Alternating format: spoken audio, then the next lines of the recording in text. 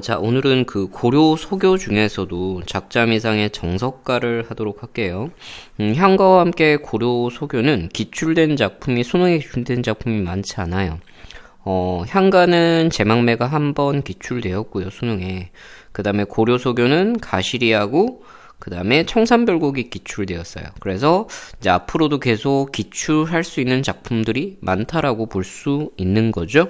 자, 그래서 고려소교나 향가는 조금 작품이 들어가면 조금 학습을 조금 철저하게 해 두시기 바랍니다.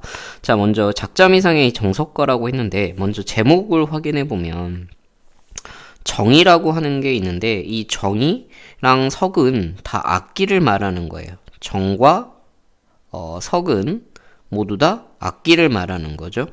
그냥 이걸로 갈게요. 정하고 석이라는 자체는 악기를 말하고 있어요. 그러니까 정은 징 정도로 하면 되고요. 징, 큰 징 있죠? 그 다음에 석은 꽹과리, 쇠라고 하기도 하죠. 쇠가 올바른 말이에요. 쇠라고 하는 거예요. 그래서 혹은 악기를 말하기도 하고요. 어떤 곳에서는 이제 이건 해석을 해보면 알 수 있는데 어떤 사람 혹은 임금 이렇게 지칭하기도 해요. 자, 그럼 본격적으로 작품 먼저 들어가 볼게요. 첫 번째 이제 1년을 보는데, 자, 여기 1년이 갖는 특징은 다른 작품하고 좀 연계해서 볼 수 있는데, 그게 이제 뭐냐면, 같은 고려 소교 중에서도 가시리의 후렴구하고 연결하면, 조금 더 이해가 편해집니다. 가시리의 후렴구하고 연결해 보시면 편해요. 혹시 가시리의 후렴구를 기억하는 사람이 있을까요?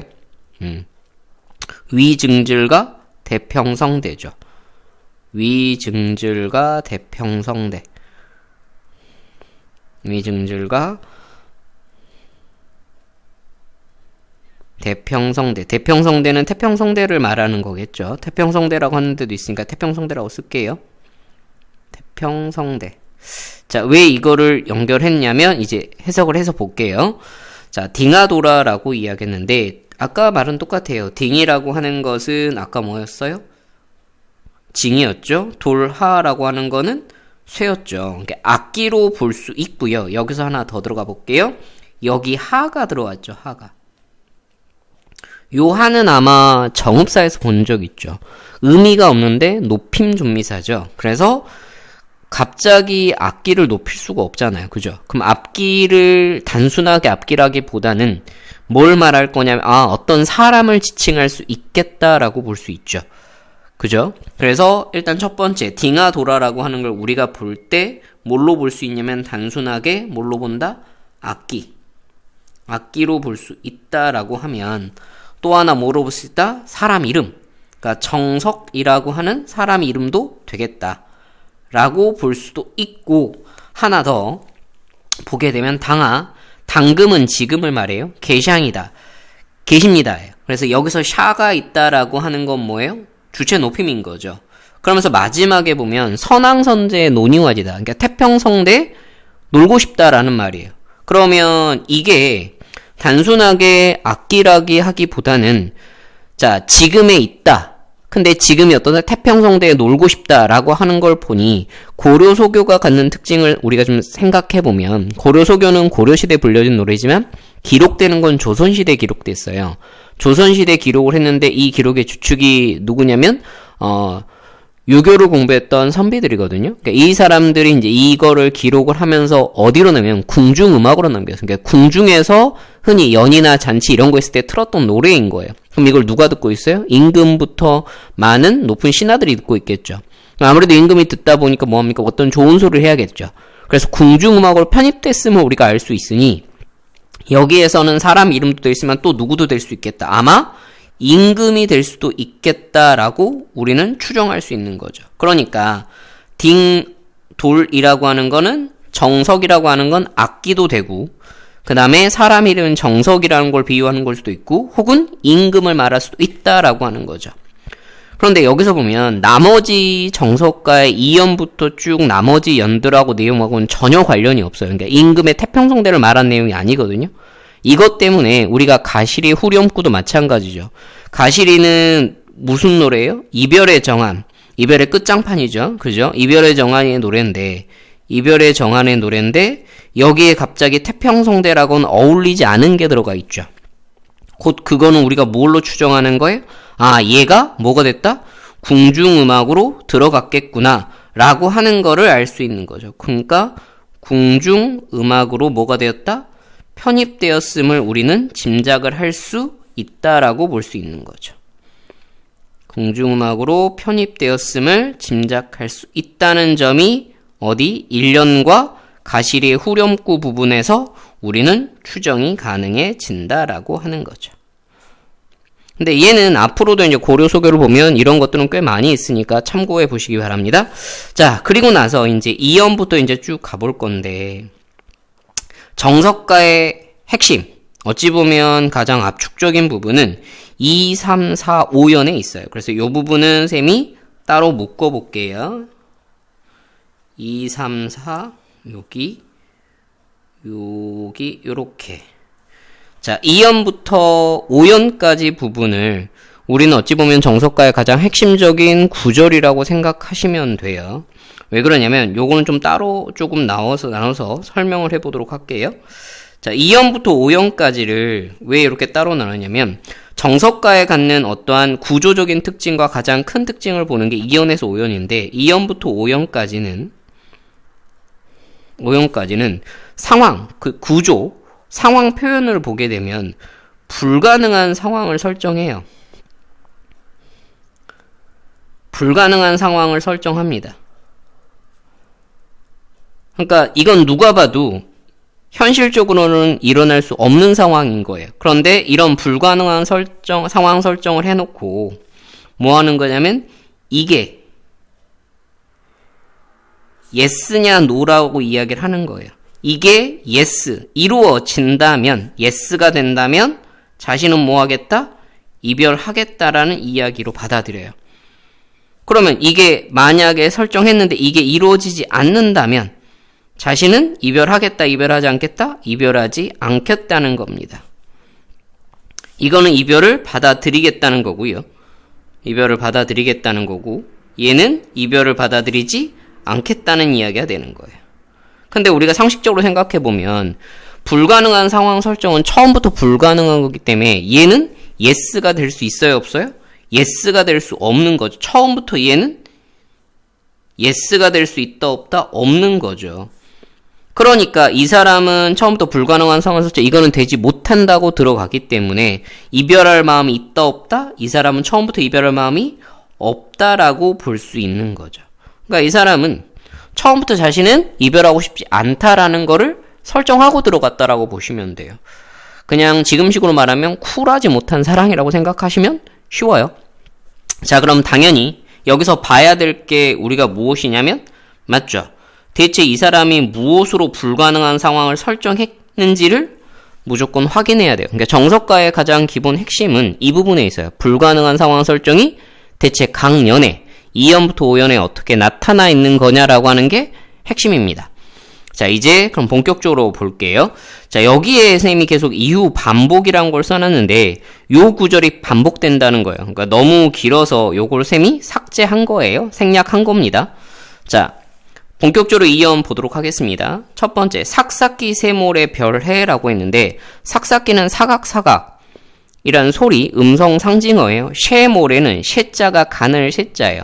몰에는 모래를 말아요. 모래. 그러니까 가는 모래예요.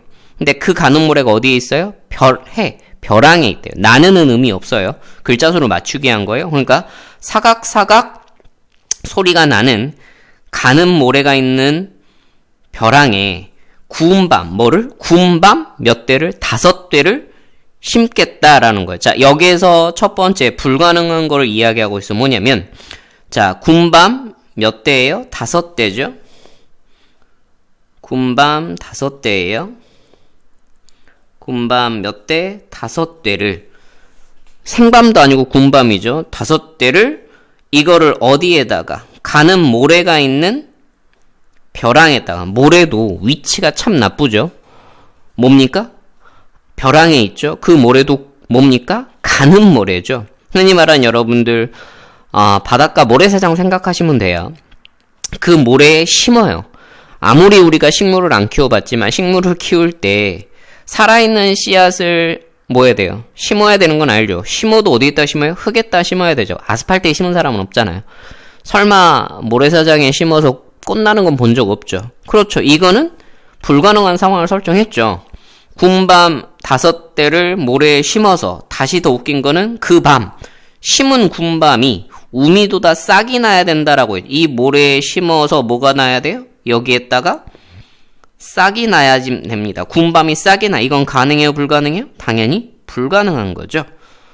자, 그러면 뭐 하겠다? 유독하신 님과 여의와제다. 이별하겠다라는 건데, 그렇죠. 이별할 마음이 없다라는 거죠. 그럼 여기서 첫 번째 이연에 불가능한 건 뭐예요? 군밤을 모래에 심어서 싹이 나는 건 가능하다, 불가능하다? 불가능하다는 거죠. 자, 그 다음에 3년을 갑니다. 3년은 해석마다 약간씩은 조금 해볼 수 있어도 결과론적으로는 불가능한 게 나와요. 보세요. 옥으로 연꽃을 사교이다. 옥으로 연꽃을 새긴다라는 이야기예요. 옥, 여러분들 옥장판이죠. 옥, 그죠? 그 옥이라고 하는 게 보석 같은 건데 이 옥으로 연꽃을 새긴다.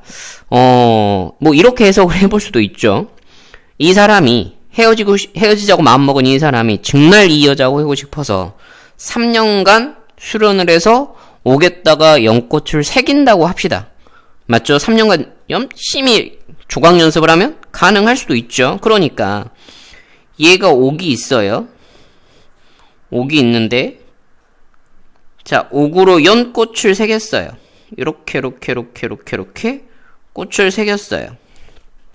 꽃을 새겼는데 이 꽃을, 옥으로 만든 꽃을 바위 위에다가, 얘가 바위예요. 바위에다가 접을 붙인다라고 하는 거는 얘를 심으란 이야기예요.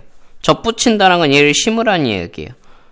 자, 근데 여기서 문제가 생겼죠. 뭐냐면 옥도 무생물이고요. 바위도 무생물이에요. 우린 상식적으로 알죠. 유생물과 유생물, 살아있는 것들이 만나야 뭔가가 되는 건데 무생물과 무생물이 만난다고 해서 얘가 살아있는 게 아니잖아요. 그런데 뭐라고 했냐면 접 붙였으니까 그 꼬지는 아까 옥으로 만든 꽃이에요. 3동이 피것이야. 몇 개가 돼야 돼? 세 묶음. 여기에다가 접 붙였으니까 꽃이 뭐야 돼요? 세 묶음이 돼야 된다는 이야기예요. 꽃이 적어도 몇 묶음? 세 묶음으로 피어야지만 이별하겠다는 건데 가능하냐 불가능합니까? 당연히 불가능하죠. 어쨌든 세 번째도 불가능해졌죠? 자, 그 다음에 네 번째예요. 무쇠로 털릭을 말아라고 했는데 무쇠는 쇠 말아요. 쇠 완전 쇠로 된 거예요. 털릭이라고 하는 것은 갑옷을 말해요. 갑옷을 말해요. 그러니까 여기서 이 털릭이라는 걸 가지고 조금 우리가 추정해 볼 수 있는 게 아마 이 사람이 사랑하는 사람의 대상이 갑옷을 만든다라는 이야기는 갑옷을 만들어준다는 건 뭐예요? 아마 무인이지 않겠느냐라고 볼 수도 있는 거죠. 그래서 흔히 말해서 임의 신분을 우리는 조금은 추정해 볼 수 있겠다라고 볼 수 있죠. 그래서 무쇠로 털릭을 말하는 재단한다는 이야기예요. 자, 이것도 가능하냐 불가능하면 해석이 좀 분분하긴 하지만 진짜 대장장이를 열심히 해서 만들었다 합시다. 그죠? 그래서 무쇠로 뭘 만들어요? 쇠로 갑옷을 만들었어요. 으쌰 하고 이렇게 무쇠로 뭘 만들었어요? 갑옷을 만들었어요. 어쨌든 대장장이들은 쇠를 만드는 사람은 알 수 있으니까 그래서 철사로 주름을 박아요. 그렇죠. 만들었으면 이렇게 주름을 박겠죠. 그래서 다시 그 옷이 다 헐어서야지만 여러분들 상식적으로 알죠. 무쇠로 만든 게 옷이 헐 수 있어요, 없어요? 당연히 불가능하죠. 그죠? 옷은 헐지 않죠. 무쇠로 만든 옷은 그렇죠. 헐 수가 없죠. 일반적인 천으로 만든 옷이야 헐 수 있겠지만 무쇠로 만든 옷은 헐 수 있어요, 없어요? 당연히 없죠. 그러니까 이거는 가능하다, 불가능하다. 얘도 불가능하다라고 이야기하는 거. 가능하지 않죠. 녹이나 쓸까? 그렇죠. 혹은 무쇠로 만든 옷은 무쇠이기 때문에 이건 입고 다닐 수도 없죠. 그냥 쉽게 생각해보면 무쇠로 옷을 만들었다? 아마 여러분들 소뚜껑 삼겹살에 그 소뚜껑 생각하시면 돼요. 소뚜껑이 되게 무겁죠.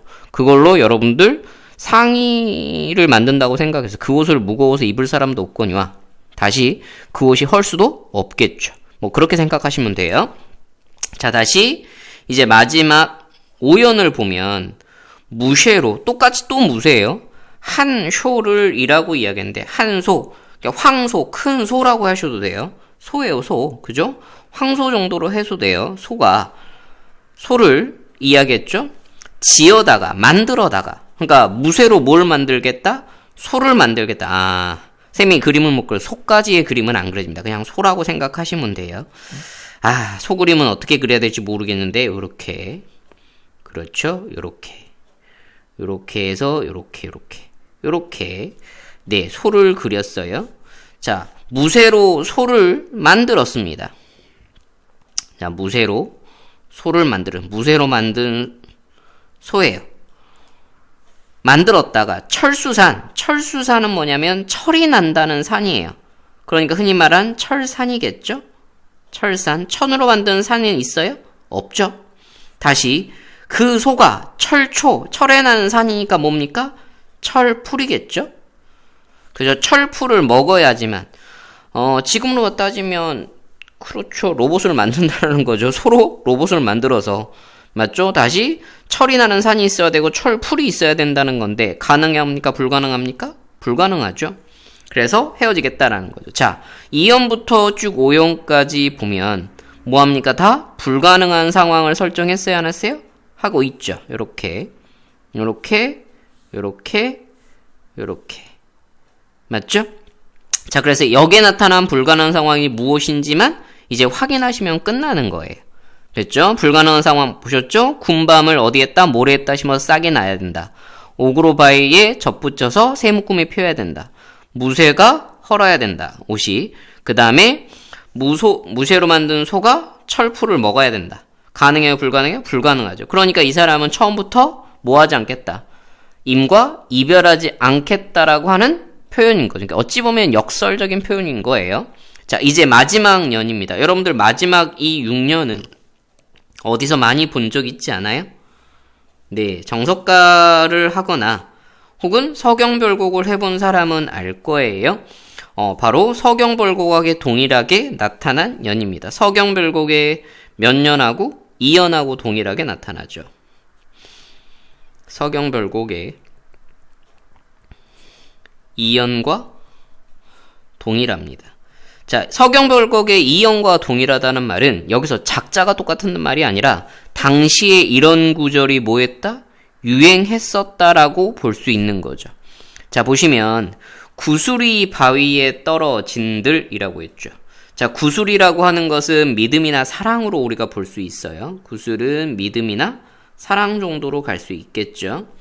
바위에 떨어진다라고 하는 것은 바위는 시련이나 고난인 거고요.